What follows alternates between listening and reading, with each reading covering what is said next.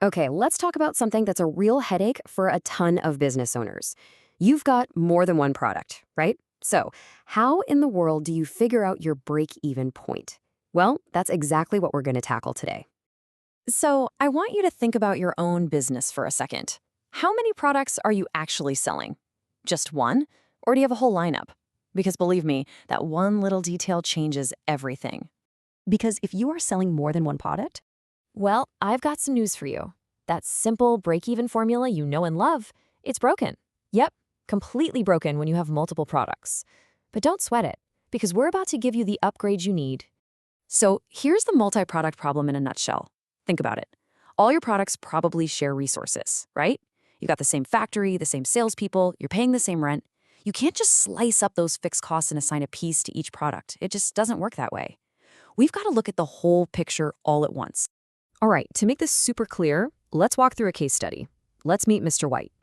His business is doing pretty well selling college bags, but he's ambitious. He wants to expand his lineup and start selling trekking bags too. Okay, let's dive into the numbers. This right here is the projected income statement for Mr. White's new two-product business. You can see the sales, the variable costs, and the contribution for both bags. And pay close attention to that number at the bottom, $14,000 in fixed costs. Everything we do from here on out is going to be based on this table. And this is where it gets really interesting. Look at the difference between these two products. The college bags, they sell a lot of units, 1,000 of them, but only contribute $20 each.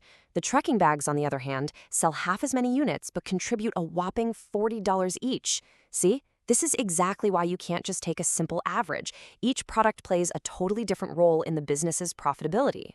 This leads us to maybe the single most important idea for this whole analysis, the sales mix. It sounds fancy, but it's just the ratio of how your products sell. For Mr. White, he's projecting he'll sell 1,000 college bags and 500 trekking bags. So his sales mix is a simple 2-to-1 ratio. And here's the critical part. You ready? For any of our math to work, we have to assume that this 2-to-1 sales mix stays constant. It's the foundation for everything. All right, you ready to crunch some numbers? Let's do it. Our first step is to figure out a single number that kind of represents the profitability of his entire business, both products combined. This is called the weighted contribution margin, or you'll often hear it called the CS ratio.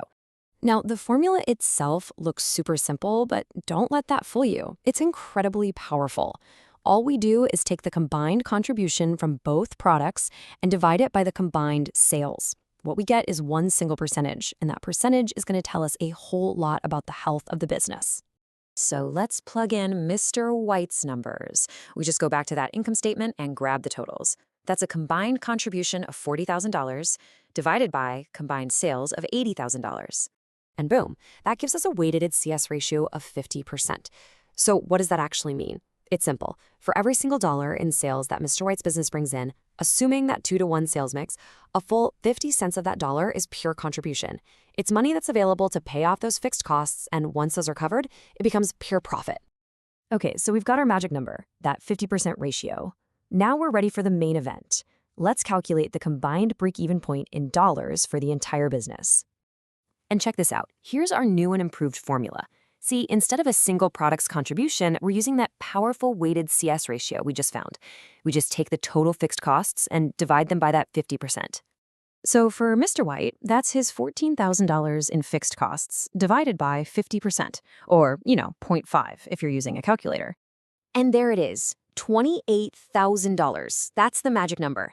Mr. White's business needs to generate $28,000 in total revenue just to cover all his costs. Not a penny of profit yet, but not a penny of loss either. He has officially broken even. But wait, what does that $28,000 actually look like? I mean, how many bags is that? Well, if we apply our 2-to-1 sales mix, we can break it down. It means he needs to sell 350 college bags and 175 trekking bags. And hey, look at that. 350 is exactly double 175. The 2-to-1 ratio holds perfectly. That's how we know our math is solid. Okay, so knowing your break-even point is awesome. It's step one. But what every smart business owner really wants to know is, how much of a cushion do I have? How much can my sales drop before I'm in trouble? And that, my friends, is called the margin of safety. It's a pretty simple concept, really. The margin of safety tells you exactly how much your sales can fall before you hit that break-even point and start losing money. We just calculate the gap between your actual sales and your break-even sales and then express it as a percentage.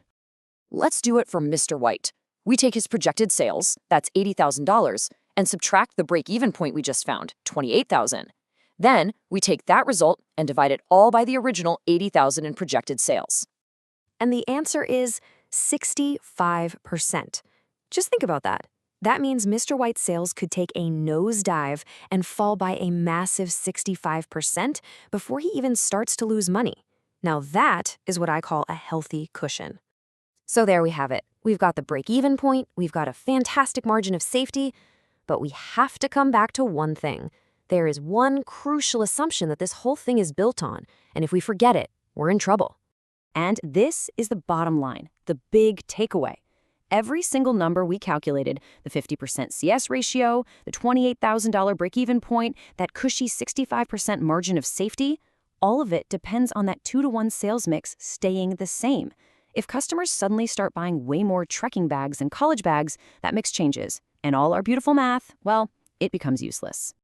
And that really brings us to the final critical point here. Mr. White has a solid plan, right? The numbers look great. But his plan is set. What happens if his customers have other ideas? What happens when his careful projections meet the messy reality of the market?